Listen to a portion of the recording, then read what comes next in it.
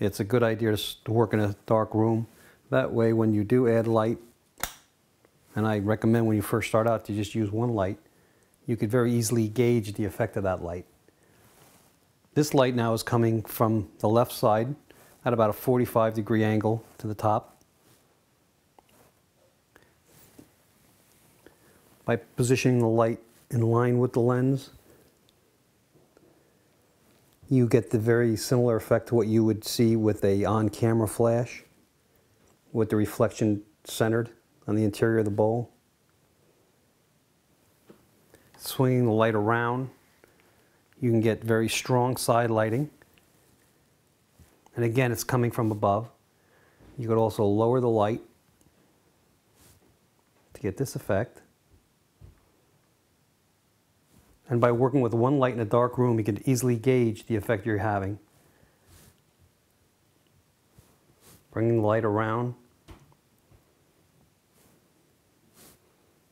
Very dramatic backlight.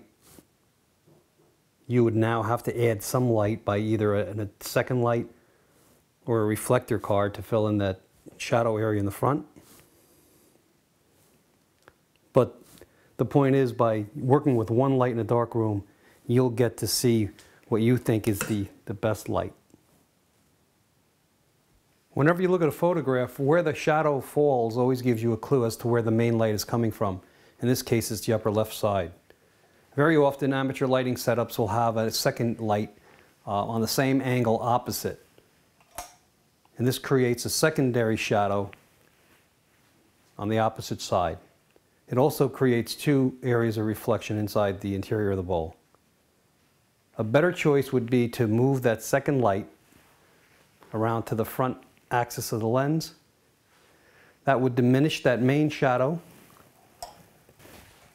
A much better alternative used by most professional photographers is a way to save money on a second light. It's to use a white reflector card, in this case white foam core. You'll notice how dark the shadow is when you introduce this reflector card. It bounces the light back from the main light source and lightens the shadow. The added benefit of this is that you don't add that secondary reflection to the interior of the bowl.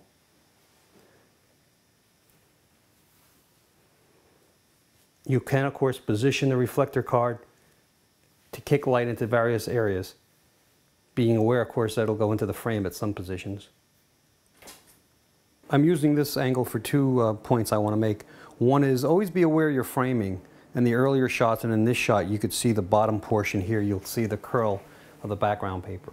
While you could easily crop that later when you're in your imaging program, for the best quality photo, you might as well fill the frame.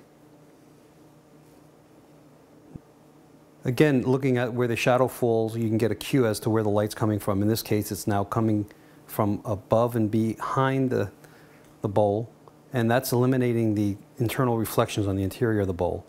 There is some concern with this, the one being that now that the light is coming from the back, the front of the bowl doesn't get enough light.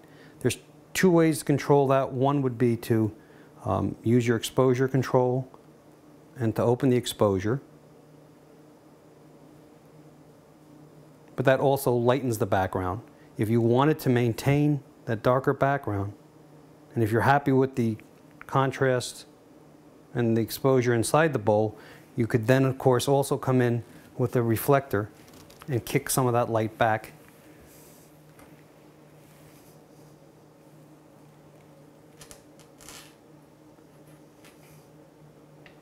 You can see the effect that has. Whenever you start moving your light into a position where it could shine onto the lens, there is a chance that you'll get those internal reflections called lens flare. In this case, you could see it right here. I'm using my hand here to shade it. I'll back off so you get a better idea of how that lens flare can degrade the image. So the light is on the upper left frame. And again, if you could just use something, the camera does have a shade on it, but if you actually could add something else, in this case I'm just illustrating it with my hand, it comes into the frame, but of course any kind of a card to block that light and to shade it.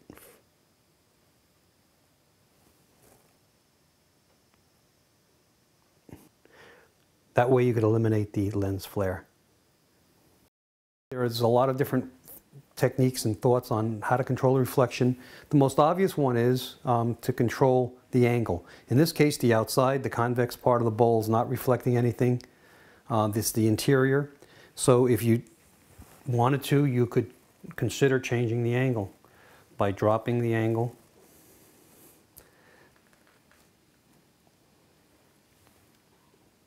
I mean, that's one way to eliminate that bothersome, but of course it does change the shape you might want to be promoting. Now a similar approach might be, instead of changing the angle of the camera, to change the angle of the light. Even though you might like this lighting and the shadows it creates to produce that feeling of volume in this bowl, if you lifted the light up, as I alluded to earlier when it was backlight, but even by lifting it up higher and higher, that reflection in relation to the lens drops lower into the bowl. As a last resort, use Photoshop. There's various numbers of ways to control reflections in that imaging program. But I'm a real strong advocate of getting the best possible image during the photo session itself.